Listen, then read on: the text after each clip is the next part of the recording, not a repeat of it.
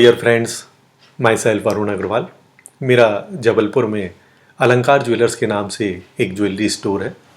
कुछ दिनों पहले जबलपुर सराफा एसोसिएशन के द्वारा एक वेबिनार कंडक्ट किया गया था। इस वेबिनार में एज ए पैनलिस्ट मुझे इनवाइट किया गया था।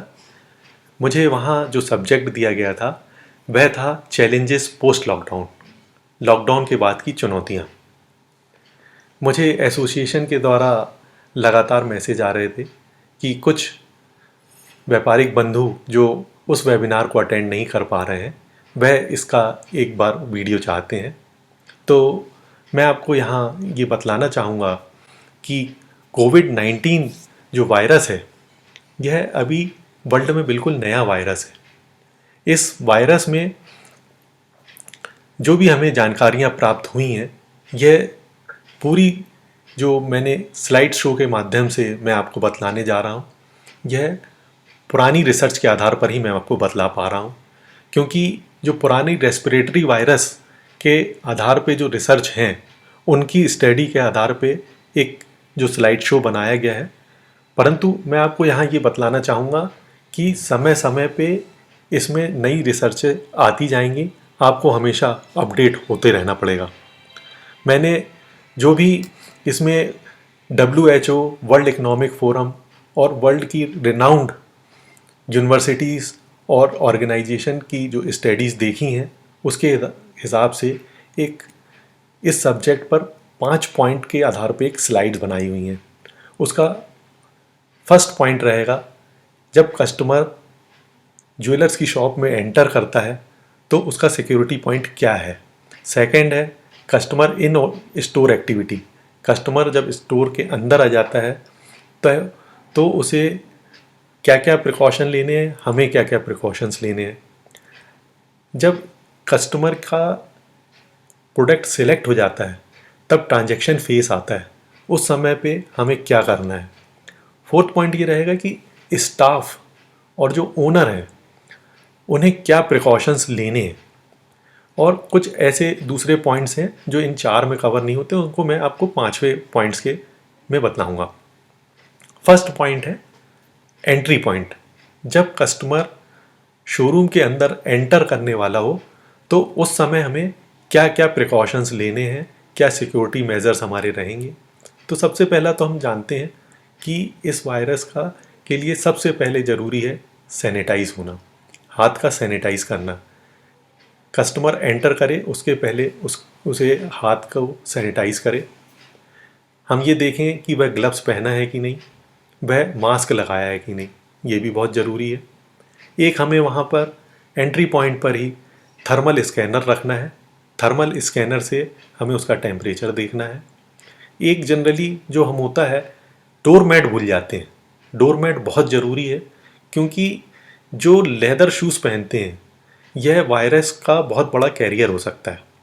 तो हम उसमें डोरमेट रखें और डोरमेट में पानी में सोडियम हाइपोक्लोराइड मिला दें, जिसके बारे में वह कितना मिलाना है, क्या करना है, मैं आगे आने वाले आपको उसमें बतलाऊंगा पॉइंट्स में।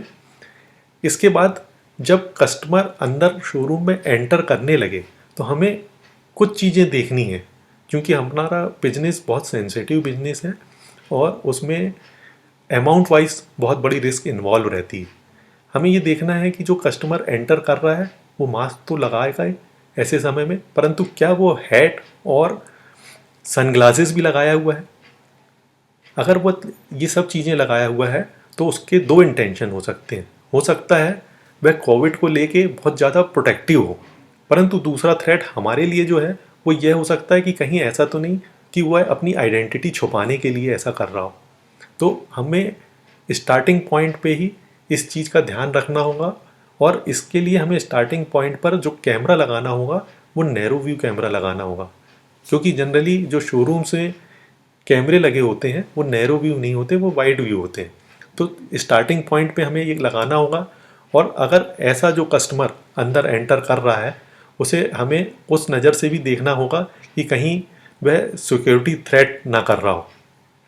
जब कस्टमर अंदर एंटर कर जाता है तो हमें कस्टमर और सेल्समैन के बीच में हमेशा 3 फीट का डिस्टेंस मेंटेन रखना है, क्योंकि यह WHO के द्वारा और वैसे भी इस वायरस में बहुत मैंडेटरी है।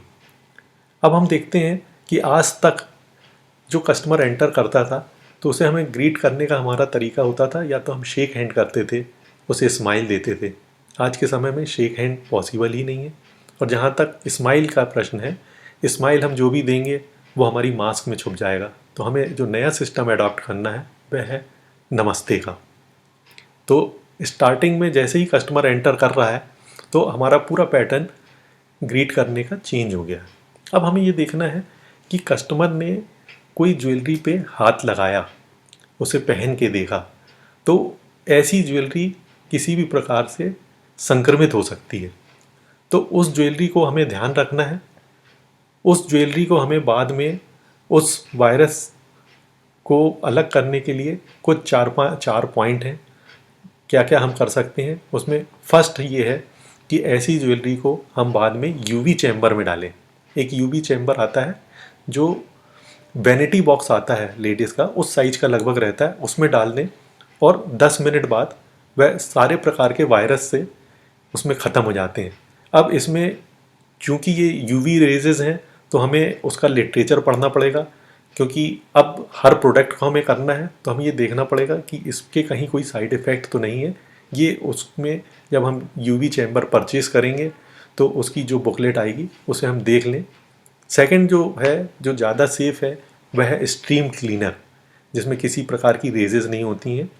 ये स्ट्रीम क्लीनर में जो पानी डलेगा, इसमें भी हम पानी के अंदर हमें सोडियम हाइपोक्लोराइड मिलाना है, 1% मिलाना है।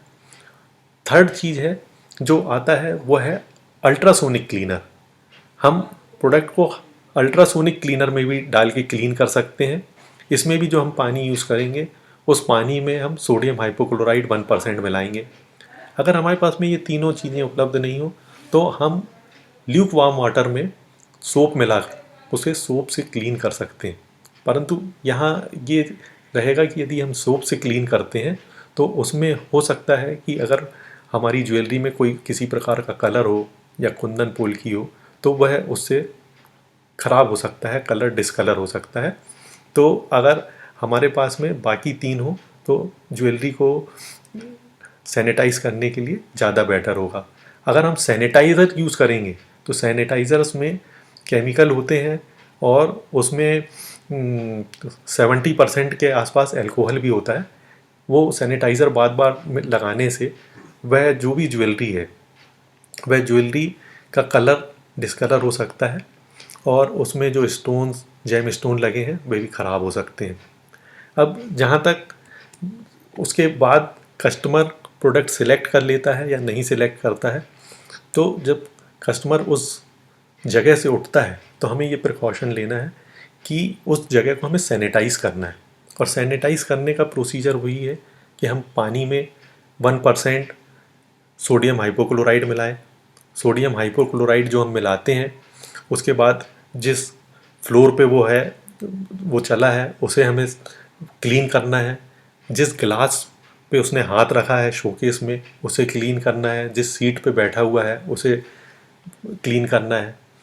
आपको मैं यहाँ पे ये बतलाना चाहूँगा कि जो भी प्रोडक्ट जिसमें शाइनिंग होती है वो उस प्रोडक्ट में वायरस WHO के हिसाब से 0 से 72 आवर्स तक रह सकता है। सिर्फ कॉपर ही ऐसा मेटल है जिसमें वायरस 4 आवर्स तक रहता है। बाकी अगर कोई प्रोडक्ट पोरस है जैसे कार्टन है, उसका जो उन्होंने टाइमिंग बतलाया है कि 0 से 24 आवर्स तक उसमें रह सकता है। हमारा प्रोडक्ट ज्वेलरी का है, हम कस्टमर जिस चीज़ पे हाथ रख रहा है वो ग्लास है, तो ये दोनों प्रोडक्ट जो हैं शाइन वाले हैं, तो इसमें वायरस 72 आवर्स तक हो सकता है। तो हम इसका ध्यान रखें कि हमें उसे तुरंत क्लीन करना है।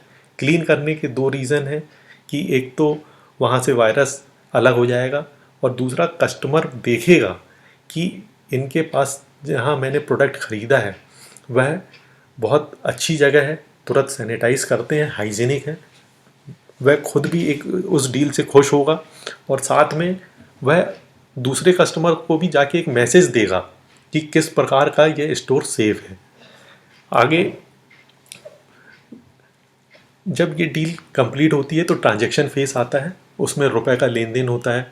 हमें ये देखना है कि अगर उसने कस्टमर ने चेक या ऑनलाइन पेमेंट की है तो कोई प्रॉब्लम नहीं, अगर कैश दिया हुआ है तो हमें कोशिश करना है कि यह जो कैश है वह हम डायरेक्ट मशीन पे रख दें और उस नोट को पैकेट बना के बैंक में भेज दें।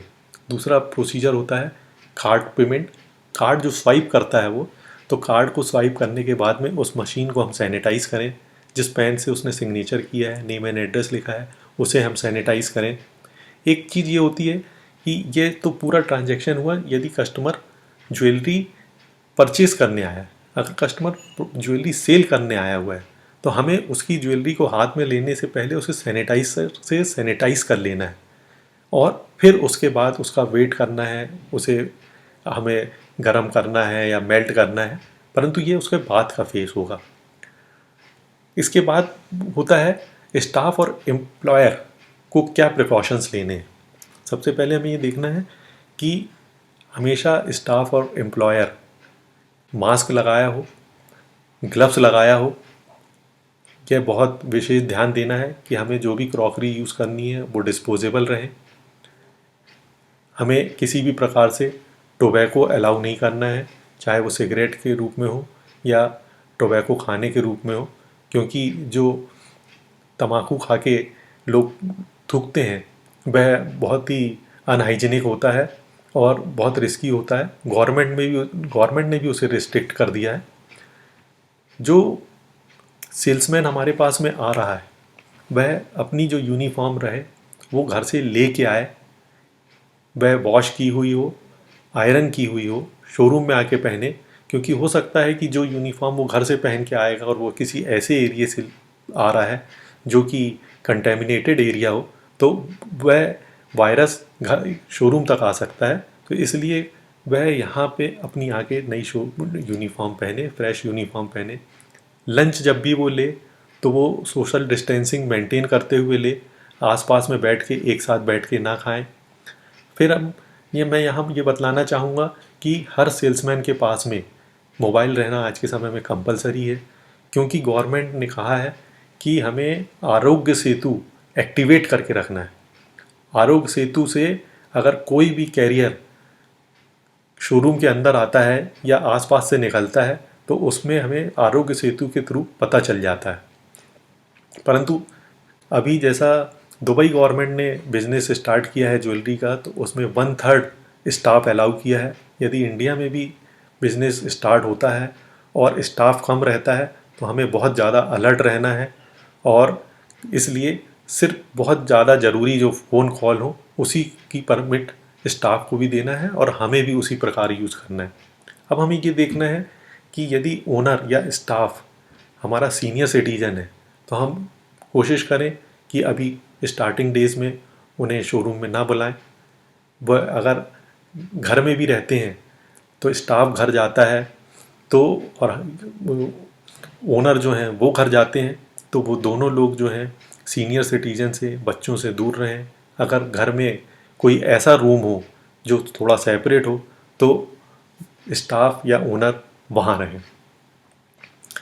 यहाँ पे मैं ये भी बतलाना चाहूँगा कि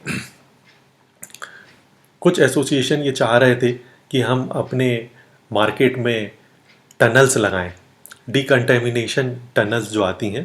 तो मैं आपको ये बतलाना चाहूँगा कि जो टनल्स में हम सैनिटाइज़ करने के लिए लिक्विड यूज़ करते हैं वह लिक्विड होता है 1% सोडियम हाइपोक्लोराइड में मिलाया जाता है पानी में। और ये जो सोडियम हाइपोक्लोराइड होता है ये नॉन लिविंग थिंग्स के लिए होता है। हमारी स्किन में, बॉडी में ये कहीं पे भी लगता है तो ये हार्मफुल है। यह जो भी टनल्स हैं इस टाइप की, यह डॉक्टर्स के लिए और जो लोग पीपीई किट पहने हुए हैं उनके लिए तो ठीक है, क्योंकि वह उसमें कहीं पे भी बॉडी में टच नहीं करता है। तो ये हमें ध्यान रखना है कि इस टाइप की टनल्स इंडिया में भी बहुत सी स्टेट गवर्नमेंटों ने अब बैन कर दी है। तो इस टाइप का हम अब प्रयास नहीं करें, क्योंकि इसकी जानकारियाँ हमको मिल चुकी हैं। अब हमें ये देखना पड़ेगा कि बहुत से शोरूम्स एयर कंडीशन रहते हैं, तो एयर कंडीशन शोरूम में हमें क्या करना है। एयर कंडीशन शोरूम में हमें कोशिश करनी है कि टेम्परेचर हम 25 डिग्री से ज़्यादा रखें, इसलिए कि ऐसा नहीं है कि टेम्परेचर ज़्यादा रखने पे वायरस मर जाता है, परंतु टेम्परेचर कम रहने पे वायरस का ज़िंदा रहने का समय बढ़ जाता है। तो हमें टेम्परेचर ज़्यादा रखना है, हमें थोड़ा सा गेट खोल के रखना है, या कहीं पे ऐसा एग्जॉस्ट का प्रोविज़न हो जिससे बॉडी से जो हीट निकल रही है वह बाहर निकल पाए। फ्रेंड्स, मैंने यहाँ पर एक ये भी बतलाया है कि ministry of health and family welfare government के द्वारा एक ये दिया हुआ है कि सोडियम हाइपोक्लोराइड का क्या परसेंटेज रहेगा, ये ब्लीच में किस प्रकार रहता है। तो ये जो स्लाइड शो में आप सामने देख रहे हैं, इसकी एक बार फोटोग्राफ ले लें और इसके हिसाब से किस प्रकार से सैनिटाइज करना है अपने स्टोर को, वह आप उसके द्वारा कर सकते हैं। लास्ट में मैं आपको यही बोलना चाहूँगा कि जिस प्रकार से हम ज्वेलर्स का बिजनेस रहता है और हम मानिक और पन्ने की मणियाँ जो जब खरीदते हैं तो हम उसमें एक एक मणि को बहुत ध्यान से देखते हैं। हमारा जो एक्सपीरियंस रहता है उसको देखते हुए हम उसमें से पैकेट में से वो सिलेक्ट करते हैं और उनको सिलेक्ट करने के बाद हम उस मणियों को अपने पटवा को दे देते हैं जिससे वो एक धागे में डाल दें।